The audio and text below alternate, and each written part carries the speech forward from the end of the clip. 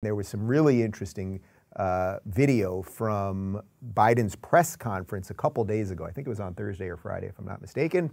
Been very busy over here, where a Newsmax reporter, I think it's James Rosen, I believe it was James Rosen, yeah, we'll see in just a sec, he actually commented on Biden's cognitive decline. Yes. Thank you very much for this honor. James Rosen with Newsmax. I'd like to raise a delicate subject, but with utmost respect for your life accomplishments and the high office you hold. A poll released this morning by Politico Morning Consult found 49% of registered voters disagreeing with the statement, Joe Biden is mentally fit. Wow. Not even a majority of Democrats who responded strongly affirmed that statement. Well, I'll let you all make the judgment whether they're correct. Well, Thank so you. the question I have for you, sir, if you'd let me finish, is why do you suppose such large segments of the American electorate have come to harbor such profound concerns about your cognitive fitness? Thank you. I have no idea. That was it. I have no idea. And then he mumbled something a little bit earlier before that.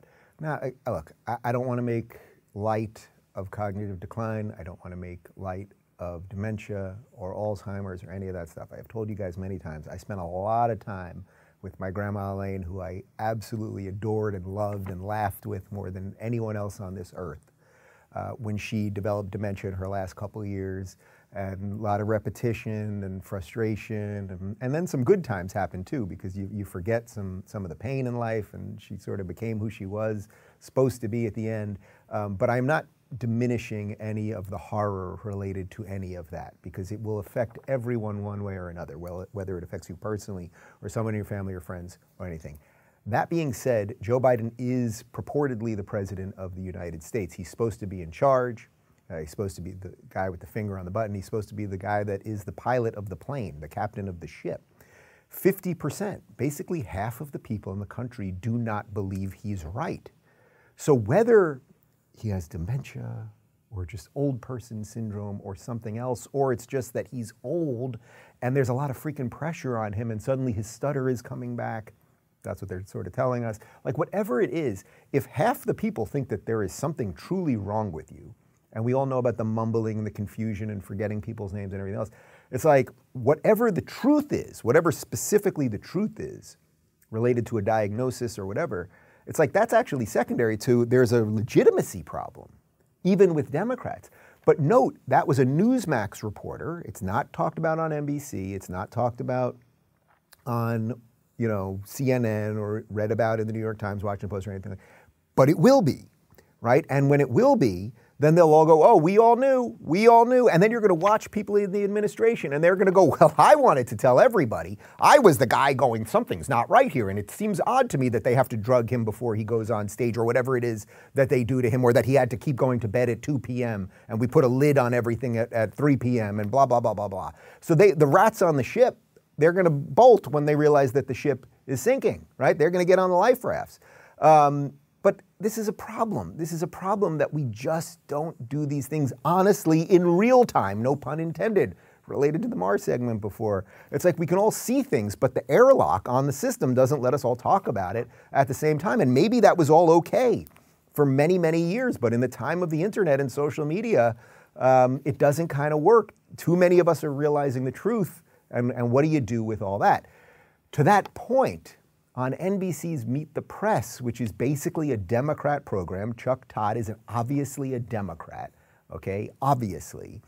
Even on NBC, even Chuck Todd is having to slightly address some of this stuff. That's how bad it's gotten. That's how much bludgeoning there is in this situation. Take a look. A new NBC News poll suggests Mr. Biden does need a reset, because he's lost his identity a bit. He's no longer seen as competent and effective.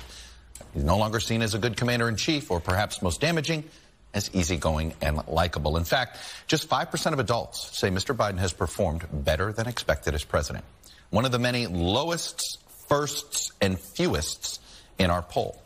And as we kick off our Meet the Midterms coverage heading into November, the NBC News political unit developed what we're calling a midterm meter. It's based on previous election cycles. And it's basically 3 poll numbers you need to know best. I'm going to start with perhaps the most important number to understand the direction of the midterms. It's job approval here. The president's job approval rating sitting at 43%. If you look at history, history shows that kind of presidential approval rating leads to a shellacking for the party in power. How about the mood of the nation? Well, let me show you this. Right now, our wrong track, the nation's on the wrong track number, sitting at 72%. Second poll in a row where we've been over 70%. This is only the third time in our polls history over 30 years where we've had 2 tracks were that off. That, again, would put you in shellacking territory for the party in power. Okay, so when Chuck Todd at MSNBC, or at NBC, it's all the same shit, but at NBC, is ringing the alarm, right? When he's sounding the bell, when he's screaming about all this stuff. Now, look, we know that in the midterm elections, usually the incumbent president's party gets whacked, right? It's just what happens. It happened to Obama.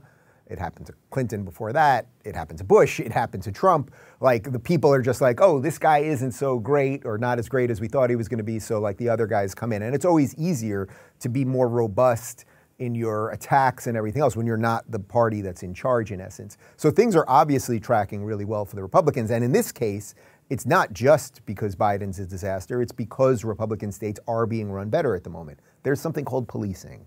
You know, there's something called election integrity. There's something called, you know, allowing people to go to work and not locking everybody down and not forcing them to be injected. Like, there's a lot of stuff happening right now. But what Chuck Todd is doing there is he's warning Biden, basically, because he realizes how bad it is. So that's good. Now, again, he's a Democrat, obviously. He's pretending, right? He's pretending to be this impartial thing. But what he really wants to happen, which is why he's doing the segment, is Biden to fix this thing. Not because he's just an American who would want things to be better, but he doesn't want his guys to lose power. But I don't even want to make this about Chuck Todd too specifically. The point is that to link this entire show together, if I had a thread through this entire show, we all see something ain't right. We all see something right. Sometimes we don't all see it at the exact same time. But now I think it's our job to help the people who aren't seeing it as clearly as us get to that conclusion.